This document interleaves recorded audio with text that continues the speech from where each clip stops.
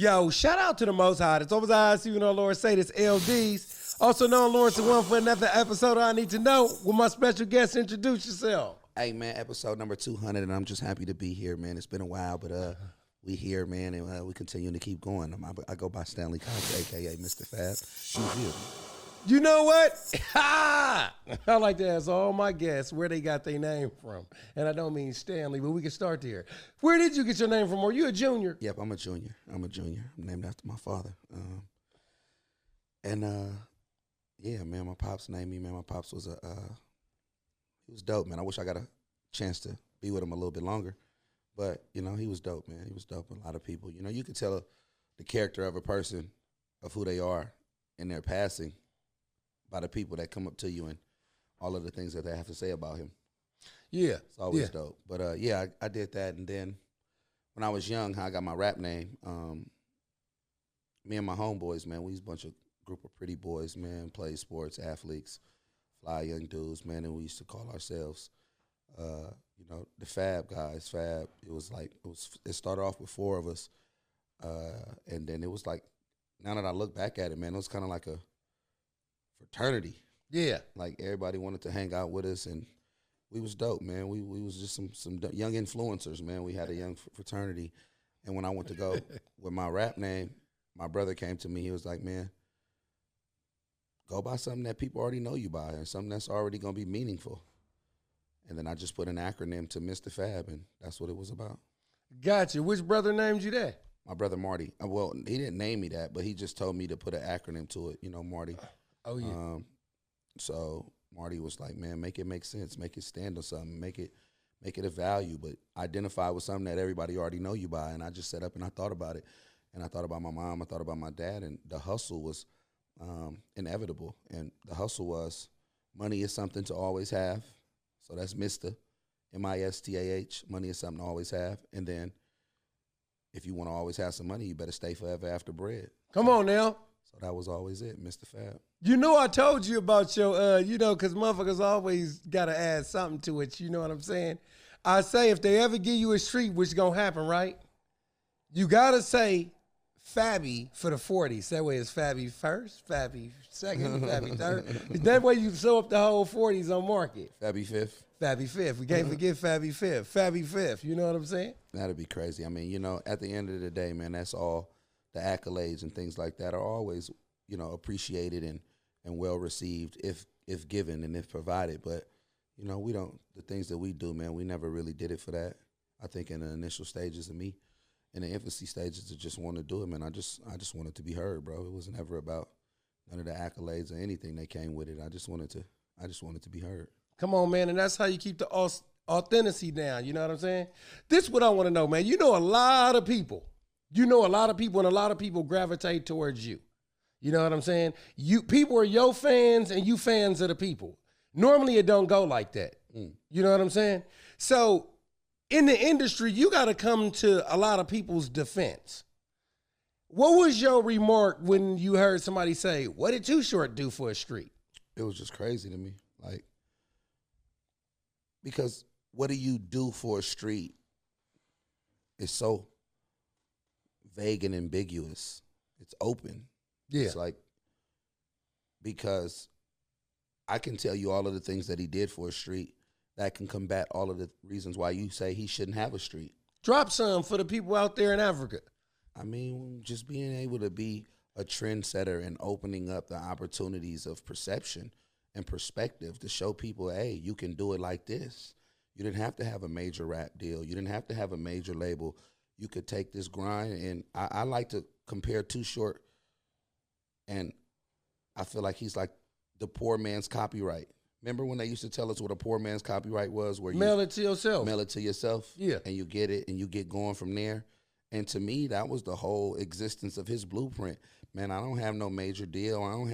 But I'm finna go to Tower Records and go buy some Maxwell tapes, and I'm finna go record these tapes, and I'm finna go hit the streets, and I'm going to talk to all the dudes that have influence. See, back in the day, he would talk to the influencers, which were some of the street kingpins and some of the people that, ruled and reigned supreme with an iron fist out here in Oakland. And he would go to them, and he would be like, what you want to hear about yourself on this tape? Yeah.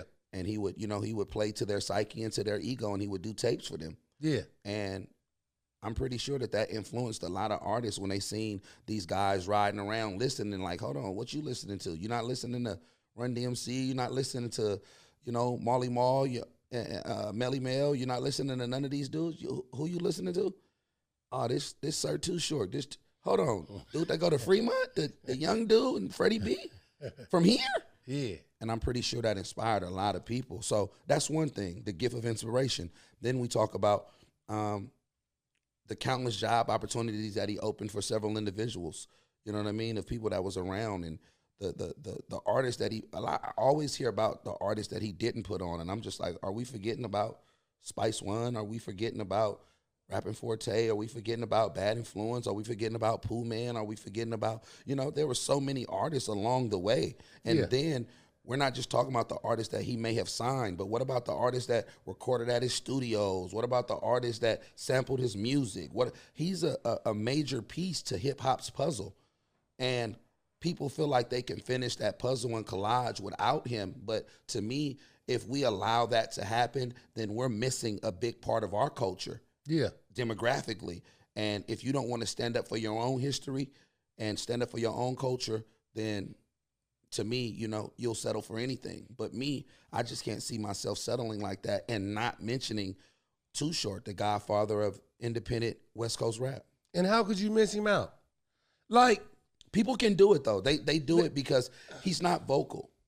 He doesn't talk about it. You talking about him, the person? Him, sure. Yeah, yeah. Todd. Yeah. Todd's not vocal about it. He's not a guy that's going to go rush to go hire a publicist to tell you all the things that he's doing. His story is very, it's open, and people that know, they know. But it's a folklore. It's almost apocryphal. Yeah. You know what I'm saying? Where it seems as if it was too good to be true. Like, nah, that didn't happen. And it was so long ago. Yeah. Like, it was very long ago. We're talking about 4 decades ago. 4 decades ago, where it seems unrealistic. Sometimes, like right now, how scientists are trying to say maybe dinosaurs didn't exist. It was so long ago. Or they're trying to say, even people nowadays are saying that slavery didn't exist. I heard that too. You know what I mean? There are people in schools in Florida that aren't allowing slavery to be a course. You can't take Black history, or they're starting Black history with the civil rights movement. They're not going back because they don't want people to, it's crazy because it seems so long ago that it's like you couldn't have been doing all of that at that time. And it's weird. So I always stand up for Short, and I'll speak for him because it's not just me standing up for a friend or a mentor, but it's me standing up for a dignitary of hip hop from my region and from my area. And as a current dignitary and someone who was verbally gifted to articulate it well, to give it to the masses, I'm going to always speak on that. And not just Short, but several other individuals that are from our era that never get the roses. Rapping Forte, had a question with somebody, one of my brothers, my brother Rod, from Dope Only, who's a super hip hop enthusiast and a purist. And we would talk offline about the importance of who Rapping Forte is. Yeah. And it's crazy to me that you can easily throw Rapping Forte like he wasn't important. And I was like, how? He was like their version of Too Short. He was San Francisco's version of Short. Yeah. And that's a pivotal figure in the demographics of where we are and what we've done. But other artists, the JT, the bigger figures, the master, of course, the world knows Master P, so you don't have to do that. But the Messy Marvs, the San Quins, the Selly Sales, these are individuals that had a great career. Mm-hmm. These are guys that are very influential, and people from around the world saw these guys. People don't realize how big Spice One was. Spice One was huge. Like, we talk about, Spice One, America's Nightmare. Like, this is a guy who was at one time, we can honestly say, in his season, he may have been the face of gangster rap. Yeah. Like, you know what I mean? Like, it was like Q, then right under that, it was like Spice, Bo, like, you know what I'm saying? MC8. Like, that was huge, bro. Like, this is Spice One. I just feel like we're so forwarded in our culture here that it's almost disrespectful the way that we treat our elders. It's almost Yeah. it's almost it's tough the way that they, like, if you're not currently doing something.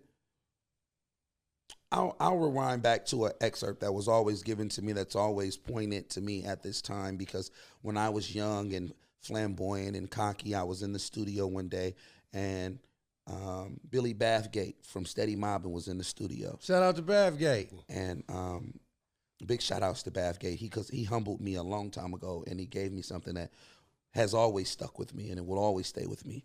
And we were in the studio, and you got to think at the time, I think I may have, I came into, my grind had started paying off. I'm getting some things. I'm smelling myself now, at this moment. I think What is like 203?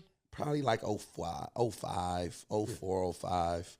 I'm riding in the Benz. I'm doing, I got jewelry and change, the things that young artists get a chance to do. I'm experiencing that, the starter kit for popularity, yada, yada. And we're in the studio, and I'm just like, bro, what y'all doing? Like nobody want to hear that shit y'all doing, bro. Like, woo, woo, woo. And he looked at me, he was like, what? It's like, bro, don't nobody want to hear that, bro. Like, bro, y'all had y'all time, bro. Like, you feel me? Watch out, bro. Like, you feel me? It's a new wave. And he looked at me, and he just was like, he gave me that. He gave me that. I was you before. Yeah. Snicker. But instead of allowing that to fester and continue to evolve, let me pop that cyst for you real quick.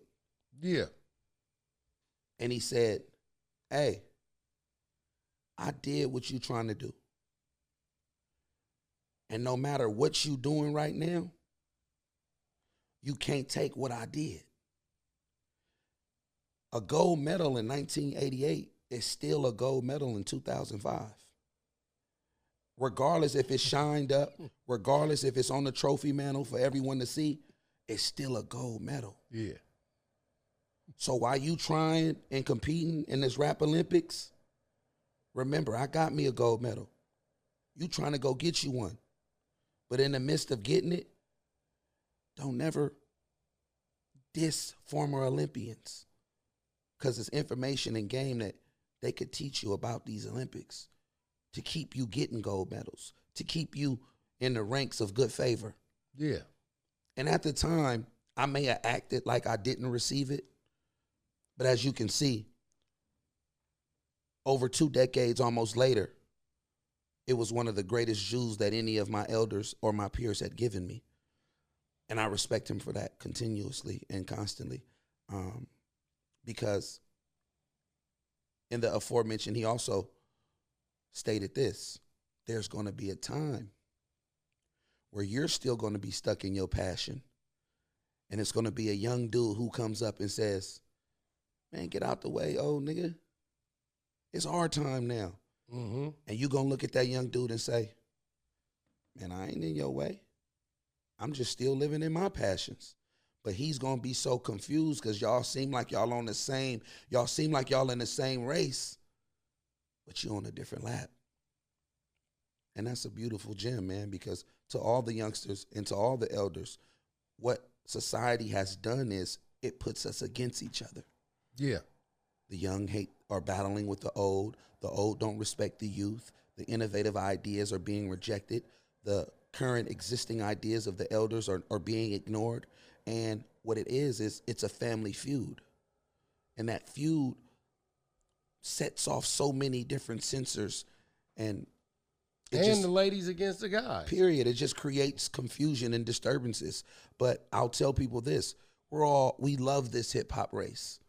And as Nip said, it's a marathon, and some of us are in this marathon. And you have to understand, just because you see somebody on the track, don't feel like they're in your way, whether they're young or whether they're older, because some of us are on different laps. Yeah.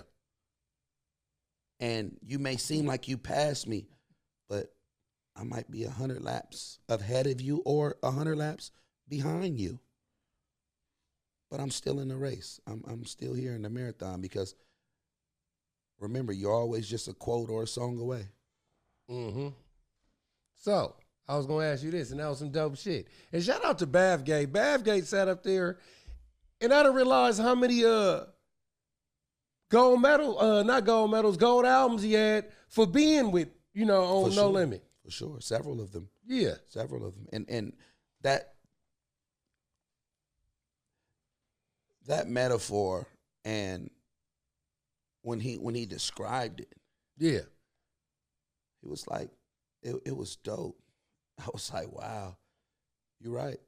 You absolutely, because I sat back and I went to the house with it, and I was like, damn, that was some game. Yeah.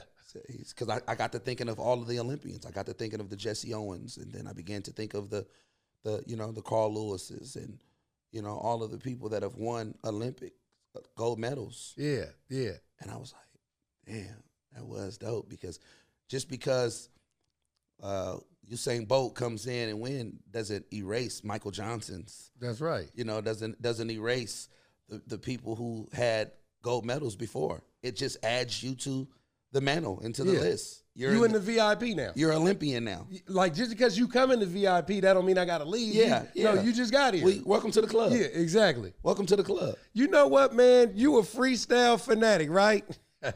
I say the best freestylers I've heard, man. I wish I could have linked y'all motherfuckers up. It would have been you, Ryan, right?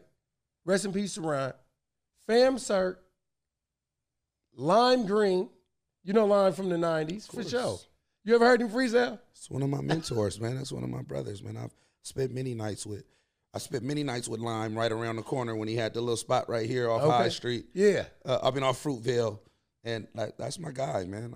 I'm like, that's my guy. I seen Lime win some soups in jail. I love Lime. Like, Lime is, Ogre family, man. I'll continue to, we all come up in the same ranks, man. For sure. The rich peasants, the Ogre family, the bottom of the basement. We all come from that same roots, Shout out to Mingles, man. Most definitely, man. I'm still very much attached to that same circle of friends, and I love those guys unconditionally, and they know that if the favor is in my capabilities, I'll always do it.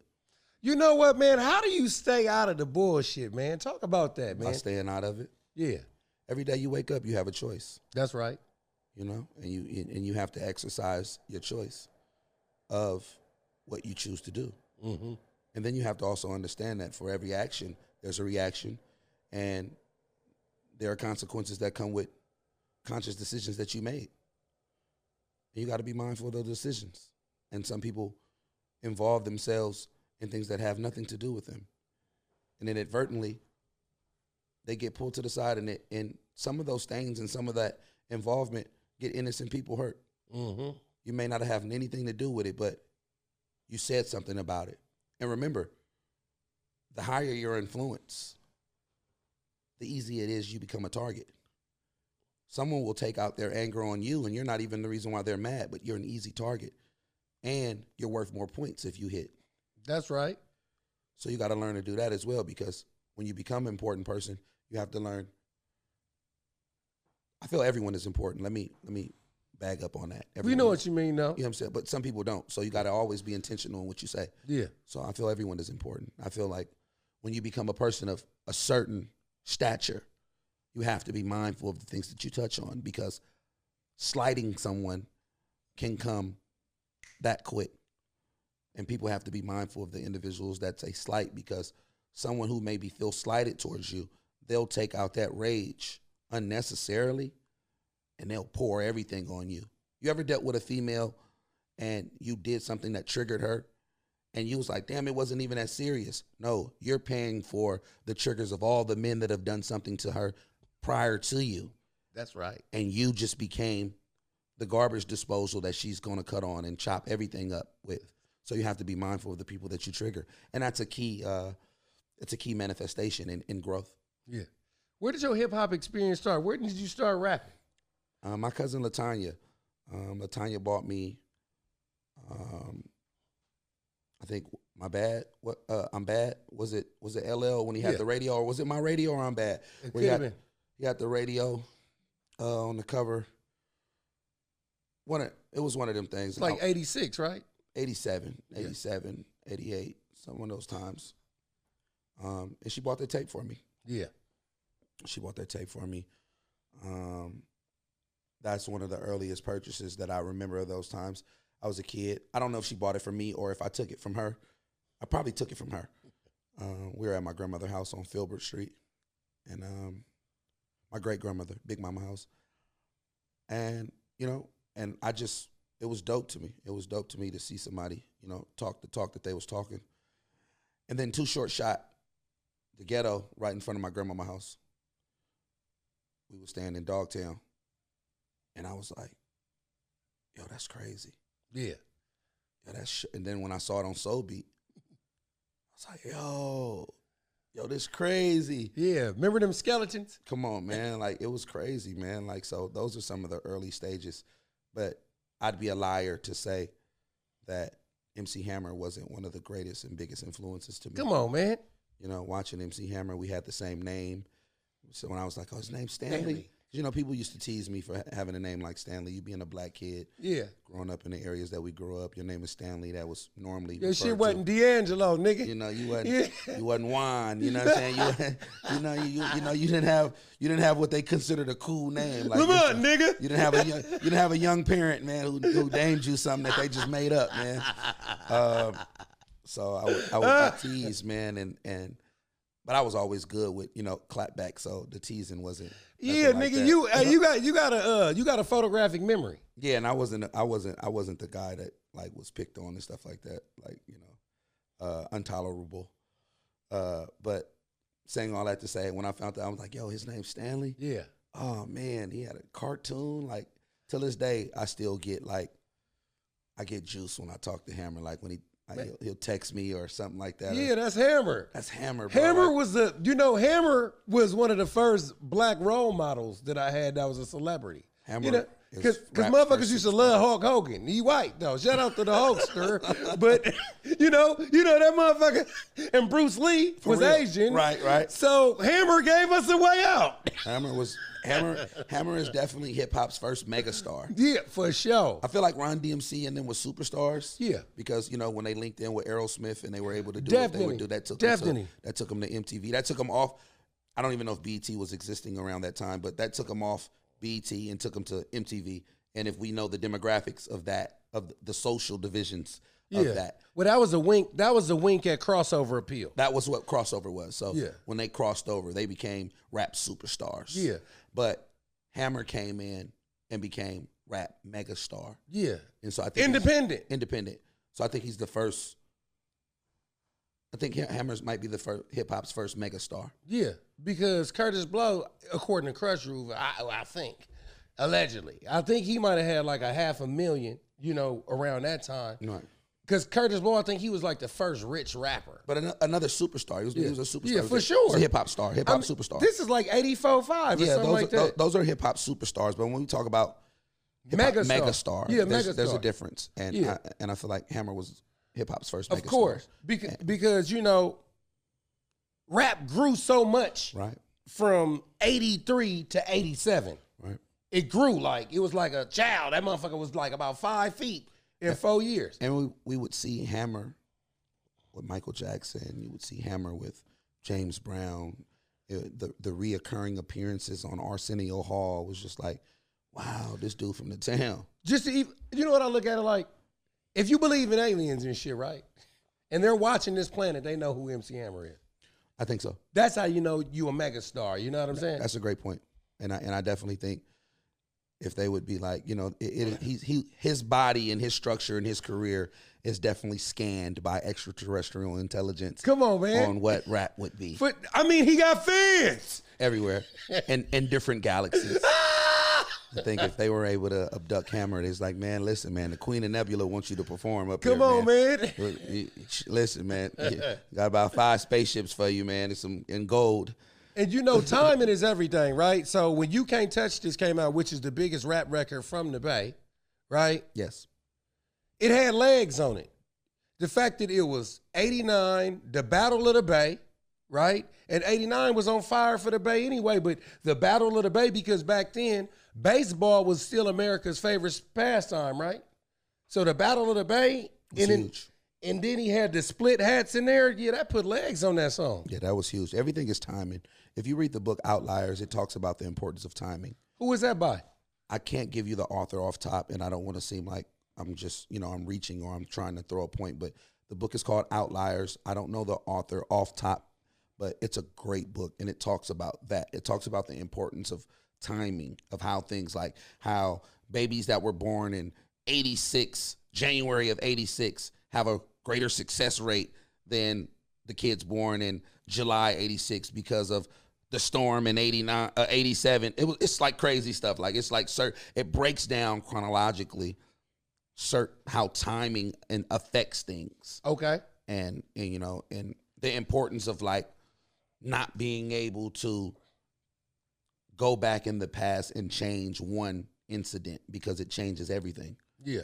Like if I go back and I change a day where I didn't shake this person's hand and I didn't know that this person had a cold, so I got sick from shaking his hand, and that made me stay in the house this next day. And then the day that I stayed in the house is the day that they shot the block up. When they shot the block up, it would have been in the spot that I'm always at. Yeah. Like it's small, how things tie into each other. Yeah.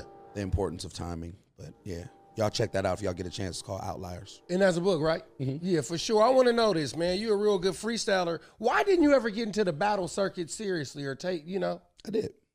I don't know if I participated like we see it now, like with the smack where it's highlighted more and it's more on a, reoccurring and when in all of the battles and battle leagues and things of that nature. But, when we came up, we had to battle. We had to show that we was dope, that we could rap, Mingle days, bottom of the basement days.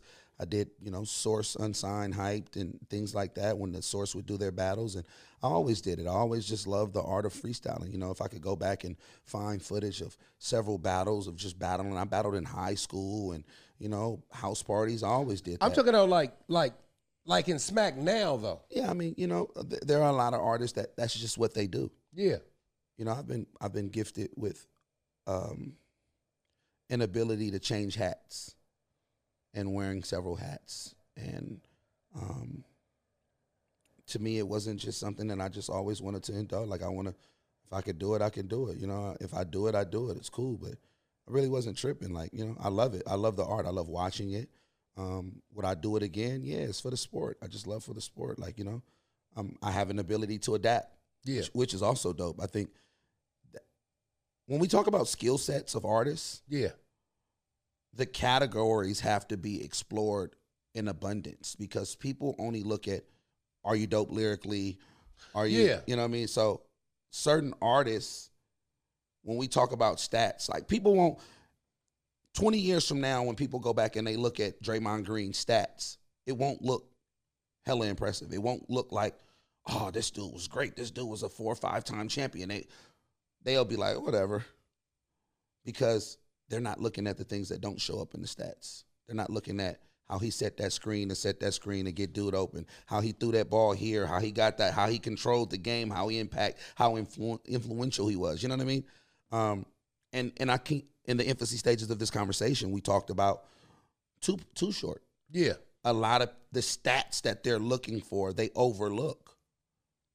But the fortunate thing about him is he has the stats as well. Yeah. If rap is basketball, I would say Too Short would be somewhat equivalent to somebody like John Stockton. Been playing a long time, hold records. You know what I'm saying? I love that comparison.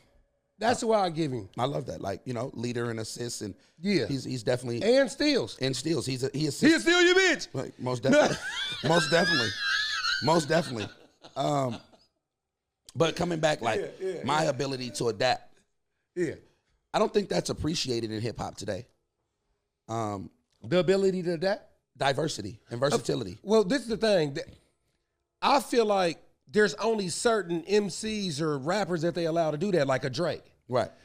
But it's probably because, do you think it's because he's from Canada and it's openly more acceptable? No, I don't think being Canadian has anything to do with it. Drake is just a great artist. I do think he's a great artist, one of the greatest. But I'm saying a lot of times where you are from, people don't want to hear certain things just because. Yeah, most definitely, man. Like, demographics has a lot to do with it, with other artists. Yeah. That's tough because just because you're from somewhere, they want you to be pigeonholed. They want you to stay there. Like me, the success that we had with the hyphy movement, it took me a long time to get out of that. Oh, that's the yellow bus dude, or that's the one. But that's when you're good at something, or when you're known for something, people always want to keep that on you. But I look at people like Biggie, when Biggie was able to go do the Bone Thugs flow and then go do this flow, and that was appreciated in those times. Nowadays, they'll be like, oh, you trying to sound like, nah, bro, I'm hip-hop. I'm just adapting. I'm just doing what I want to do, you know what I'm saying? You know what? There was a question on Facebook the other day, right, about who had the dopest verse on that song. Who had the dopest verse on that song to you? Only dangerous. You know, oh, yes, thug. Niggas that love the bus. Yeah, we everything. We just sitting here trying to win, trying not to sin. Big was hard. That's what I'm saying. I think Big's verse was so dope that you forget the other verses. And you don't do it intentionally. You don't do it on purpose because Busy was going crazy. Oh, that was dope. That was a double entendre. Busy was going crazy. Crazy bone, Busy. Crazy bone. They was dope. Biggie's was dope because not only was it dope, but it was shock value. And he kicked it off. Yeah. He kicked it off, and he like, you know. And he's a big nigga rapping that fast. Going crazy. You like him rapping for the same reason you like Spud Webb winning the fucking slam dunk contest. Like that was dope, man. Big coming in on that. That was extremely dope. I love Busy's verse though. Yeah. Busy used to always be hella dope to me, and his facial expressions, like he used to go Busy crazy. was crazy. Busy, and literally we end up finding that out. Yeah.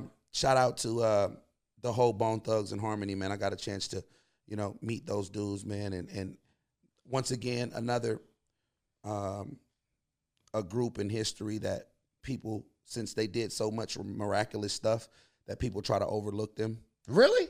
Yeah, when I hear about greatest groups of all time, I rarely hear them in that conversation. Well, you know what? I don't think that it's fair that people compare like 2-man rap groups to people that have 4 members or better.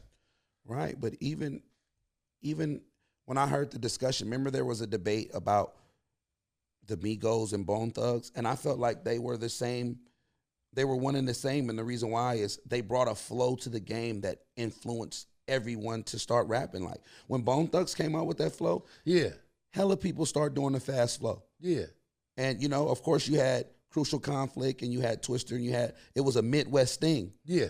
But they got big off of it. And for sure. They influenced people that like 3 Times Crazy was kind of like that. Yeah, everybody wanted to rap like Age, and everybody wanted to. That for Age was off the illest, and still to this day. Yeah. He performed at my birthday party this year, and I just sat back in amazement of watching him.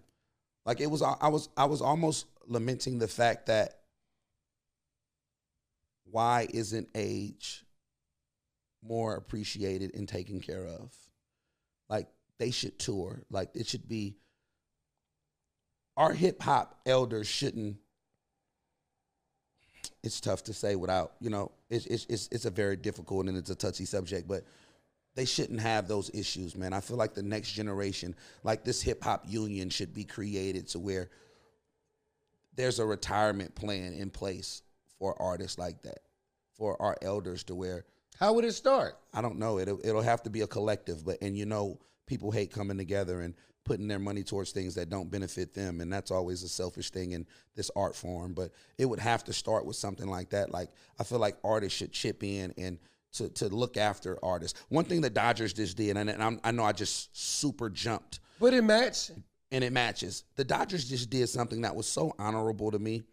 They went and signed a player that used to play for them, so he can take advantage of the health benefits to get proper mental health treatment. And that was like so honorable to me. Yeah. One of their players, a black man who had been diagnosed with bipolar and a mental disorder. They signed him just so he can take advantage of the healthcare benefits to go get some help and treatment. Bro, that's so humbling. Yeah. That's dope to me. Like, you know what I'm saying? And I would love to see that in the hip hop community, because when you look at certain individuals that may have been dope when you were coming up, or they had some success and you look at them now and things may not be going well for them, and people talk about them. People like, oh man, that nigga fell off. Oh, that nigga on this, that nigga doing it. That's to me, that's almost like sucker shit. Like, it is. And then to finish answering the battle rap question, I always loved it, and I'll always like engage, and I'll always be a hip hop enthusiast. I'll be that old dude rocking the mic, like, come on, let's go. Yeah. Let's go, young nigga. I go with you. So I got to ask you the question of the week. What rap label made the world dance the most? Was it A, Death Row, B, Bad Boy, C, Cash Money, D, Murder Inc.? Bad Boy. Bad Boy had hits. Bad Boy had hits all around. Like Bad Boy. I don't think you were dancing much to Death Row. Death Row kept it gangster. I think you were more so gangster boogie. You bouncing. Had a couple party songs. That was dope. Okay. Cash Money, of course, with the Juvie. They had the New Orleans bounce. You know, the New Orleans bounce was always, you know, to back that thing up, the rodeo, and several different things. They kicked off the house party with a lot of the, 400 degrees. And they had feel good music. Look at me, I'm getting money music. It was dope. But the intentions of dancing, of partying, of keeping it lit, Diddy had it down. Diddy had the structure. He had the formula to, I'm going to put some asses in these seats, man. I'm going to keep it lit. Is he the greatest hype man? I would never disrespect Diddy and call him a hype man and marginalize him to being a hype man. Diddy's genius goes far greater than just a hype man. Do I feel like he hyped his artists up and he did a great job of promoting his brand and his label? Of course. But his production skills, he's probably one of the greatest producers that may have never, ever produced a record. Yeah. As far as played some keys or something like that. But he got that ear. He got that ear. And he has that formula. He has that, I know this go with this. Like, you don't have to be a stylist to pick out a dope-ass outfit. For sure. I like how you did that. Well, you know Flavor Flav, right? Did you know that he knew how to play like 15 instruments? I wouldn't doubt it. He's very talented. I've heard Flavor Flav talk before. And, anybody that has an ability to articulate, you hear it in their conversation. Like, oh, he dope.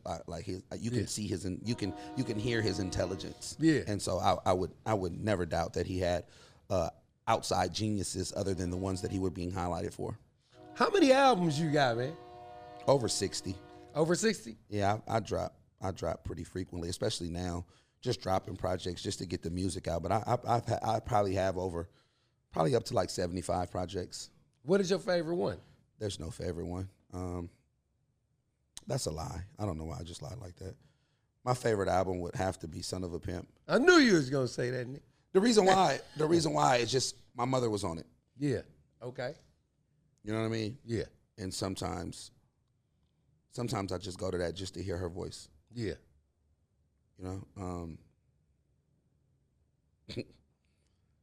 Sometimes I go to it just to hear her voice and just listen. And she was very proud of me.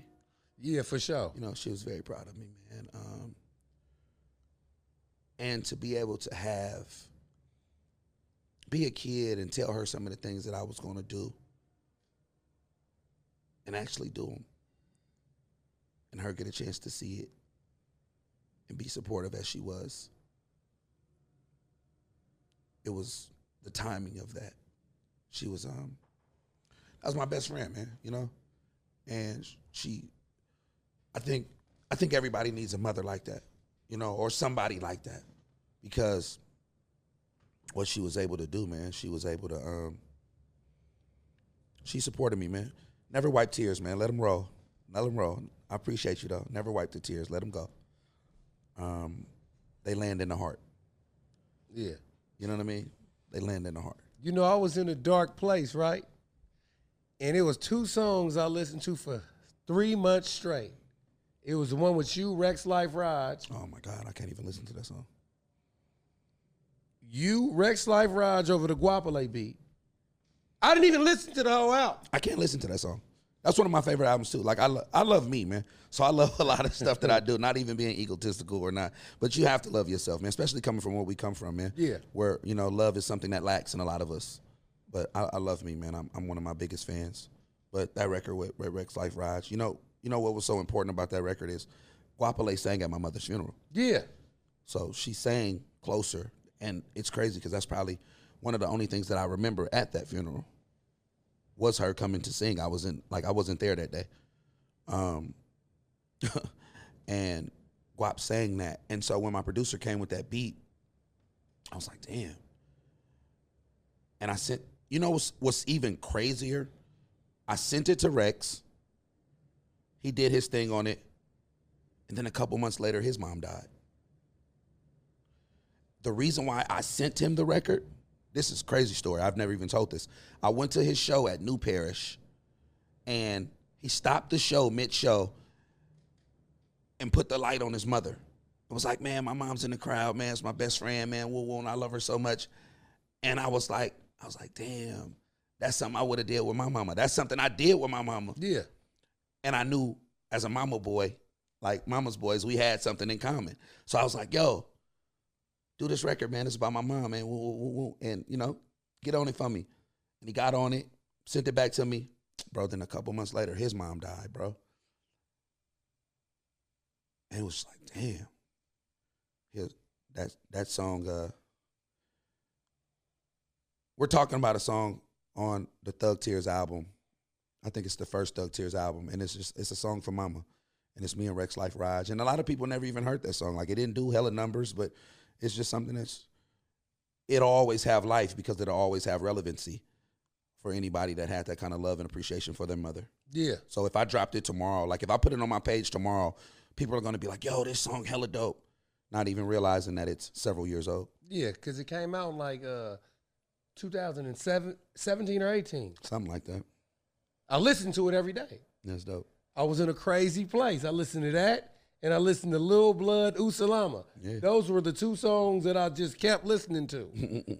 Back to back to back to back. I said that's when I first found out Lil Blood was hella dope. Shout out to Blood. Blood. That's my nigga, man. I knew Blood was cool, but I didn't know he was that dope. Me and Blood are like, it's like we so dope, man, because like we'll have differences, we'll have disagreements, but we'll sit up and talk about it. Like, bro, I wasn't feeling you when you did this. I'm like, oh, nigga, I wasn't woo-woo. You're like, all right, what we doing? So big shout out to Lil Blood TV, what he's doing with his media and everything shout like out that, to man. Blood. He's definitely representing, man. He's a good dude. And, I you know, he's like a 45th alumni, kind of. Yeah. Dogtown 45th, you know, Big Larry, Big Freddie. It's his brother, Freddie Leary. Yeah, that's my best friend from third grade. You know, that's his real brother. I just found that out. Yeah, that's his real brother. So, like, that's his real brother. So, like, you know what I'm saying? So, it'd be crazy, like, when I'm the same age as the big brother. Right. And I go to school, but I've never seen the little brother. Because the little brother be young. He's little. He's little. And around that, like, you know what I'm saying? Yeah. You know, people always be like, Fab, man, 45th, yo, block. Man, I was Freddie block, man. Freddie, exactly. Big Pete. Big Pete. Shout out to Big Pete. Big Pete, Freddie, Haru, all the dudes that used to be over there, man, before you could even hang outside. Yeah. Like, before you could hang outside. Like, I grew up between 40th and 45th, and 45th wasn't the spot that your mama let you hang out. Exactly. And she's like, hell no, boy, get off that corner. That's a dangerous spot right there. Dangerous. For real. All them niggas was dangerous. Sleep on 46. Like, well, there's all kind of shit. If you really from that area, you know those names. And big shout out to the people that made 45th popular before the rap shit. Well, you know, it was dope that when you came around because you let it be known that there was some positivity in the hood, too. Right. And shout out to Idaho J, though. Come on, man. Snow Dog. Snow Dog. You know, it's my real little cousin, man. Our mamas was best friends, man. And, like, I used to have to babysit Jeffrey. And so, you know, watching him come up and him just form into his own personality and everything that, you know, who he is and what he is. He's definitely a character. But then behind all of the antics and things like that, he's very intelligent. That's right. He's very intelligent, man. He's very strategic in the things that he does, and you know, we all go through things. Yeah. And going through them and getting through them is the conundrum that many of us face. But in that process, never give up faith. Continue to keep pushing. Continue to keep growing. And when you evolve, man, may Allah be pleased with your journey, and may you be pleased at what you turned out to be. For sure. When I see Sonny Bo do that character, that reminds me a lot of Idaho J, though. Off the top. Have you ever seen them do they skit together? No. So they did a skit called You Bruh. So I said, like, you know me, I be trying to direct hella shit. I'm like, I'm writing it without writing it. And I'm just like, yo, y'all need to do this skit, call it You Bruh. And J-Do pull up in the underbucket and be like, one of y'all call You Bruh? Like, bro, I ordered an Uber. Nah, bro, this you, bro. Right. So y'all got to go check it out, man. We posted the skit the other day, man. That shit, even now, years later, that shit did like 200,000-300,000 on Instagram. So it was hella funny, them two together watching that, and they definitely a movie. What's up with Unc the Hunk, man? Y'all got a good thing going on. I love Unc. Unc was supposed to come today. I want to see you do an interview with Unc, man. I would love this. You know, sometimes when we do interviews, I feel like Unc deserves his own story. Yeah. Like he deserves his own time, and I'm so talkative, and sometimes I may over talk when it's he and I, because I want him to tell his story. I want him to be able to talk about coming from that era. Yeah. And being involved in all the things that era created. I'm talking about the drugs, the violence, the prison terms, the everything. Like, he was involved in everything. People see Earn now and, you know, the Unc. He's Unc the Hunk. He's become this lovable character, crazy guy, but Earn wasn't cool back in the day. Yeah. Like, you know what I'm saying? He old school, Jack Boy, old school, like, bro, wasn't cool. Blood high, he getting high. When he smirkish, he old school smirkish. Like, hold on, bro, blood be smirkish. Yeah. Like, you feel me? So that was, you know, one of my best friends, his blood uncle. You know what I'm saying? That was Vario, real uncle. And we would always see him. And, you know, Earn, I just love his change, man. I love him evolving, man. I love him. And then what I love even more is he gives hope to OGs that may have been going through their downfalls, who may have got up, got down, got leery, and then got to that age where they too young to go out and be this, and too old to be this, and they feel like they just lost and they just become complacent with life. Yeah. And one thing, he hasn't given up on himself. He's continuing to keep yearning for more. And to me, that's a great character, and what he sparks and what he plants in others. That's what I'm most proud about. You know what, man? That's dope that you said that. Speaking of dope, man, how many years you got with Dope here? About 12, 13. Damn, time fly by. Yep, 10, 12. You had 13. Snoop in that motherfucker. A lot of people, a lot of people have worn it. Snoop has definitely take it international. I mean, there's no other artist bigger than Snoop Dogg as far as an artistry, his influence from our world. So to be able to have Snoop be a person that faithfully wears the gear on me. I mean, he wore it to Coachella. That was huge. We watched him wear it to Coachella. We watched him wear it on Sports Center. We watched him wear it. Like, we watched Snoop. Like, you know what I mean? That was dope, man. So big shout out to Crypto, Duct Tape, G Field, and myself, the curators of Dope Era. You know, and us coming together with an idea to still years later be relevant and still on the go of continuing to keep pushing. I never had admirations to have a clothing line. I was fashionable, but I never was like, yo, we're going to do this, we're going to do that. Yeah. Whose idea was it? Truthfully, the conversation came. We were sitting up talking, me and G Phil. You know, that was my dreaming buddy. You know, that was my buddy I dreamed with. Everything I thought about, everything that I'm doing now, it was me and G Phil. This is the dude, when I didn't even have a car, he would pick me up and take me to studios. He was my A&R. He was my stylist. He was my protector. You know what I'm saying? He was my brother. He was, you know what I mean? But I don't know. I think we in this retrograde, so I'm hella emotional, man. So these tears are just, you know, these are appreciation tears. Grief is the sacrifice of love. And when you shed tears and when you cry for somebody, or that just goes to show how much love you have for them. Yeah. And I'm not ashamed of it. Yeah. Like, you know what I'm saying? I'm a grown ass man, bro. I'm okay with showing that side of me. You know what I mean? I'm okay with that. But G Phil, man, that was my dog. Like, you know what I'm saying? Like, I was a dude that like, when I was ready to give up rap, when I was ready to just be like, nigga, you feel me? What year was that? It was many different struggles, bro, many different nights, bro. My mama died. You know, I got banned from the radio. I was going through stuff, bro. I had a baby on the way. It was the stuff that the outside world don't see, you know? And he would just be like, nah, bro. We right there, bro. Nah, bro, I ain't gonna let you give up, bro. Nah. It was nights, bro. I'm talking about nights, bro. And bring it back around. We shitting up one day, and we just talking. We just throwing ideas out there, just catting off. And I was like, bro, you know what'd be hella raw, bro? Something that'd be dope, nigga, from that era. I was like, if a nigga had a gun, the gun from Nintendo, and put it on the shirt and be like, nigga, this is my first strap. Yeah. And niggas was like, oh, that's hella raw. He was like, nigga, I ain't gonna lie, bro. My mama, that was my first strap, nigga. Then we all just start talking about stories about how we cut the cord, painted it black, took it to school. Yeah. We start talking about that, man. And it was like, oh, that dope era. Like, ooh, that's hard. Then Crip was like, oh, that's hard. Woo. And then, you know, my brother, Duct Tape, was like, oh, I'm gonna mock something up for that.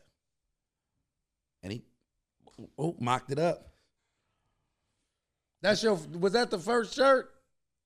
It was one of the first shirts. We did the class of '89, and then that was the first shirt to Fake Way go viral. You know what I'm saying? And yeah, it was dope, man. And ever since then, we hit the streets. Me and G Phil would load up rental cars, man, and we would take rental cars and we would drive. We would drive all day. We drive to Sac, we drive to Stockton, we drive to Fresno, we drive everywhere, man. We would go everywhere with a car, and we'd be like, bro, we ain't coming back till all this shit sold. Like, I remember one day we hit a trip to Sac one day, bro, and we went up to Sac, bro. We came back, we made like 10,000. 10,000? On my mama. It was like, no, I'm fucking with you. Like, you know, like for real, like it was. You know, I'm fucking with you. Between 7,000 to 10,000, and we just looked at each other. Nigga, ain't your name fell off the bread? For real, you bro. know I believe it. I'm talking about we was hitting Hood, we hitting Oak Park, we hitting Rancho, we hitting Meadowview, we hitting all the hoods in Sac, trapping off the gram. And a nigga got back and was like, cuz, we just made damn near a 10-piece, bro. This old school rolling. Yeah. Like, I ain't even have a car. We was out of the rentals. We was like, bro, we got something with this, bro. And yeah, ever since then, we just been trapping like a fool. Me and that fat fool. Do you consider the hyphy movement a hip-hop dynasty? I don't think it was long enough to be a hip-hop dynasty. A dynasty has to travel over the course of years. Was Crunk a dynasty? It's a Final Four appearance. And you make a Final Four appearance and you made it through the tournament. You may have won a college championship. You've done something regionally.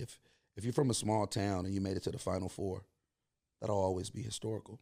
Yeah. Because we used to see in North Carolina, we used to see in Duke, we used to see in the Rebels, we used to see in all Connecticut, we used to see in these big names. Kentucky. Yeah. We see all of these big names make it to the Final Four, and it becomes regular. We're almost shocked if they don't make it. We're shocked that North Carolina didn't make the Final Fours this year, or didn't make the dance this year. They're like, what? Carolina didn't make it? They didn't even go to the tourney? But when you take that small team, that small town, and they make it to the Final Four, it's like, that'll always be legendary. Yeah. Kind of like on some We Believe Warriors really shit. So that'll always be the story. So when we say, was the We Believe team a dynasty? No. But was it influential to forming the team that we had surely after that? Yes. For sure. Was it instrumental in other teams believing that this style of basketball can win games? Yes. Yeah. You know? And it was very motivating. So it was a moment. Yeah. You know? But I wouldn't go over the edge and call it a dynasty or something like that. It was a moment. Talk about the days on Thiz and working with Mac Dre.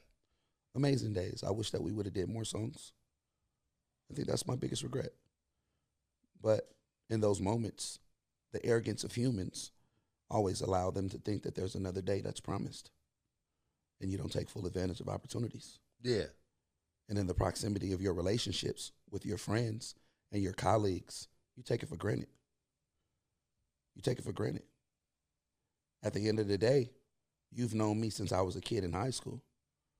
We both are artists. We only have 2 songs together. That's right. Probably even 1. 2. Maybe 2. 2. We only have 2 songs together. So in cementing our legacies, I mean, it also comes from different lifestyles, different, involvement, different whatever it may be. But it's crazy that when you look back in hindsight and you say, damn, me and Dre was in the studio every day damn near for a year. And we only did 2 songs. We only did a song. You know what I mean? Because you was just always just taking the thought of, oh, we could do one. We get on one. we'll do it. You know what I mean? Yeah. So it was what it was. But Dre gave everybody an opportunity, man. And I don't want to be the person to be like, oh yeah, nigga, that was my nigga. And yeah, I used to sleep in his bed, grab his shit. Like, nah, man, he was starting a label. He felt like I had a good personality and energy and I could rap. And he had reached out and was like, yo, Cuddy, let's, if you with it, I'm with it. Finna do some shows. You want to open up? You want to come up? Go earn your keep. I see you grinding. I be seeing you everywhere by yourself, him and Kilo. And that was their approach. And I looked at them and I was like, I'm with it.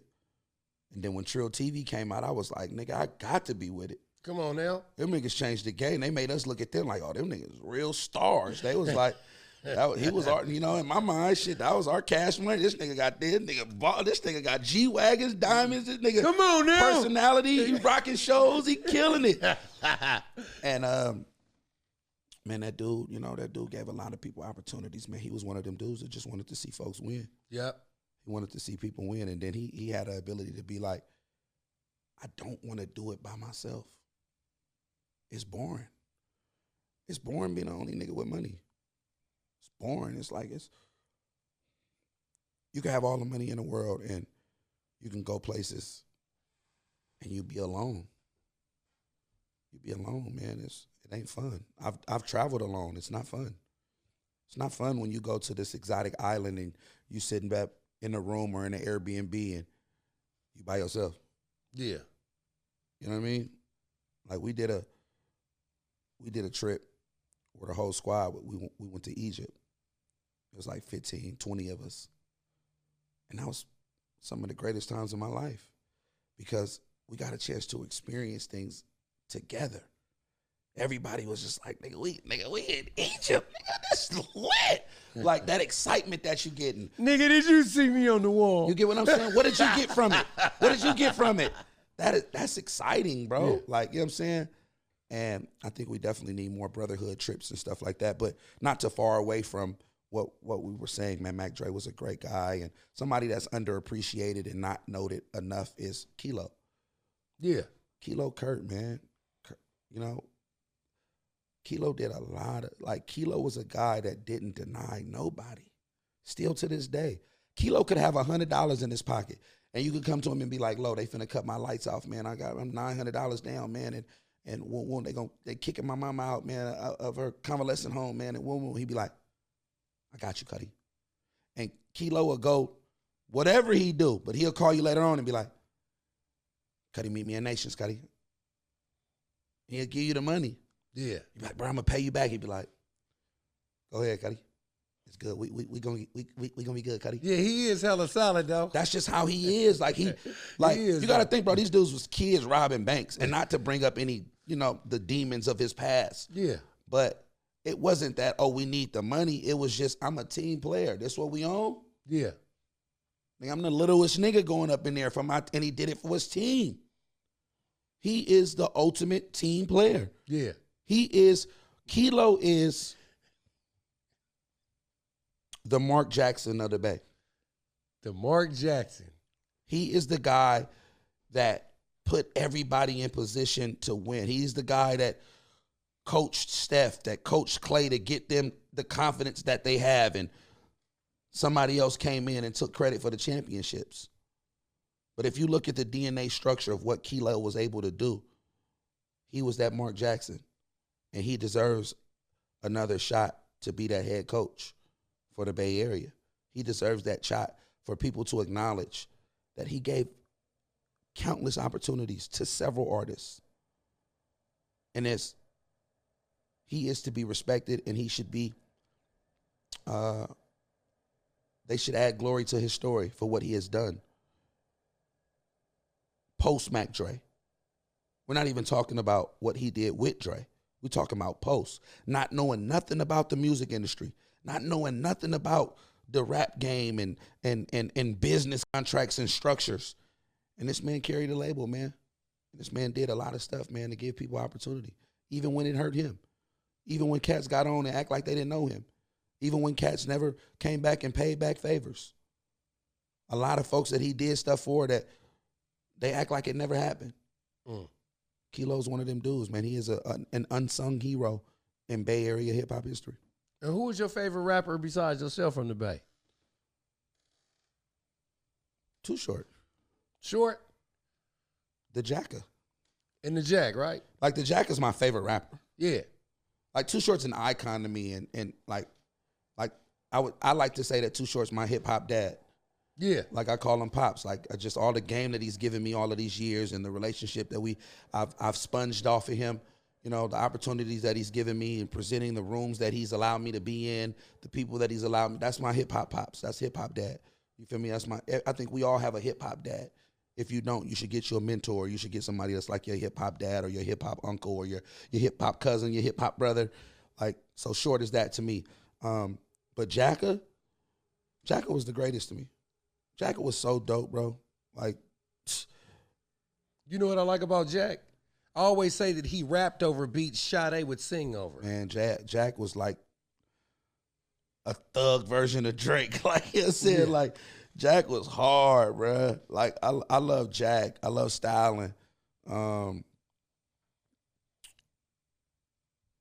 love Mac Mall was always dope as fuck to me, bro. Yeah, for sure. Come on now. Like Maul was dope as hell to me, man. Maul was dope. Because he was young and managed. I asked Maul this question one day, and I was like, is this fair to say that you were Northern California's response to Nas? And he was like, I could see that. I could too, on that illegal business. Like just basically him, you know, New York socially engineered Nas to be what that was. It was the perfect timing. The game was changing and things was going on and they needed an answer. They needed something. So all of the dope producers came together. Dave Mays as the source made sure that they rallied behind him. They made Nas like the Messiah. Like he was like the LeBron James that lived up to it. For sure. Like, you know what I'm saying? Yeah. And when there's a LeBron James, there's a and I don't want to say a name or give a different comparison to show something like he didn't. I'm not saying that he didn't live up to it because Maul definitely has his gold medals. Yeah. You know what I'm saying? But he may not have had a long career like Nas had or has, but he's still here. Yeah. And he's still dope and he's still represented. But the infancy stages of his first few years were so great that some people, if you're not old enough or knowledgeable to know, you'll forget what Mac Ball contributed to this area. But I'm a big fan of music, man. I love a lot of the artists, man. I love, Mess, man. I love Filthy. I rock with a lot of people, man. Just their music is dope. I'm a hip hop fan, man. Somebody that's just super dope. I love it, man. Earlier, you were talking about getting banned on the radio, though. Yeah. What happened with that? Just sometimes and stuff, you go back and sometimes you don't want to open Pandora's box. Gotcha. You leave it stashed at what it was. If you knew what it was, if not, it's no need to open it. It makes no sense. Those skeletons, you open the door, they'll chase you around the room. Gotcha. And before we get out of here, man, tell people what you got coming next. Well, in 2023, this year, I've been dropping a project every other week. Just a music project, songs, 10 songs, like albums, just dropping them, just different personalities, just rocking. So I've been doing that along with my team, Karina, my wonderful engineer. She's amazing. Karina and Louis Valentino does all the mixing and mastering. And we've just created this, put it out, hashtag PTA, which stands for Pimp the Algorithms. And just keep yourself in the algorithms by just dropping music, continuous content. And it does no good sitting in your email. So continue to just keep flooding the game. So I want to send a big shout out to them to Karina and Louie for continuously just helping me, sharpen my tools by keeping me on it. She's one of the dopest engineers that I've ever recorded with. And yes, I said she. Y'all make sure y'all check her out at Studio X. And Louis is just, he's on it. He's always on it. He's getting better. And he's one of those kids that just wants to learn and wants to get better. So we just been dropping projects. Of course, the Dope Era continues to keep dropping. We continue to keep flooding the game. My brother Duct Tape, the Dope Era exclusive with crypto and everything that we're doing as a collective of just pushing out product and working. My nightclub, named after my mother, Club Desi's Lounge.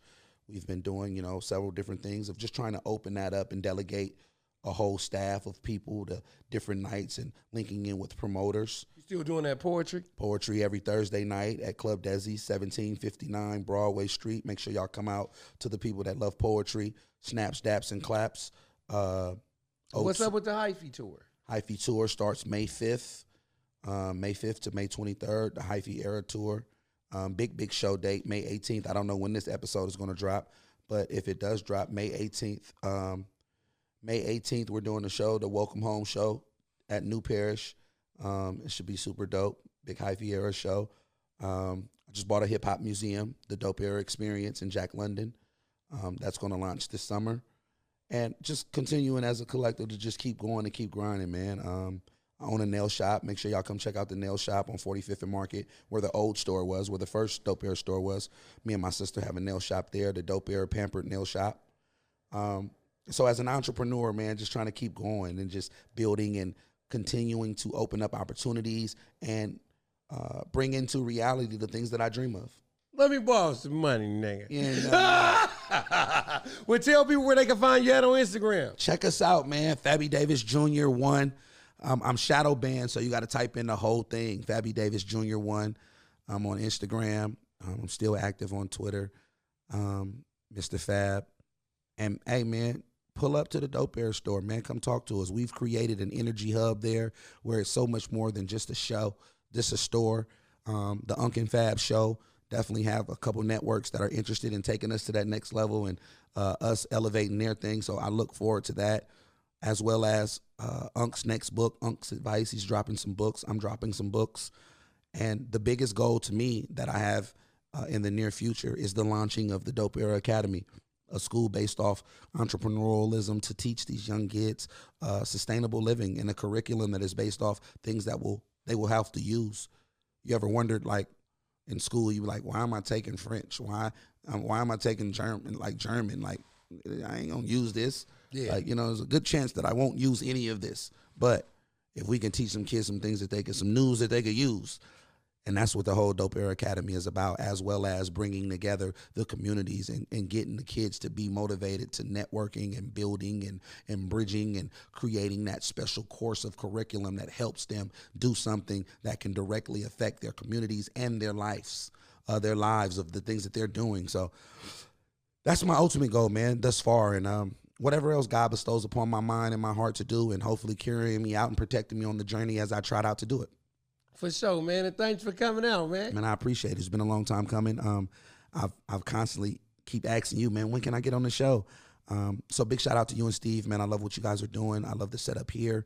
Fame Media is definitely something that should be recognized by a lot of the artists that are from here and abroad. So abroad, who? Yeah, we definitely abroad. No, I'm just fucking. Come on, man. Come on, you know I need your ass abroad. So what's this? So when y'all come out here, man, make sure y'all tap in with us, man. This is the 200th episode. I'm happy to be a part of it. Big shout out to everybody that's out there working and grinding. All of the artists, the up and coming artists, the established artists, the elders. Let's continue to keep building and keep grinding. And man, thank you for the opportunity for allowing me to get up here and just get long-winded.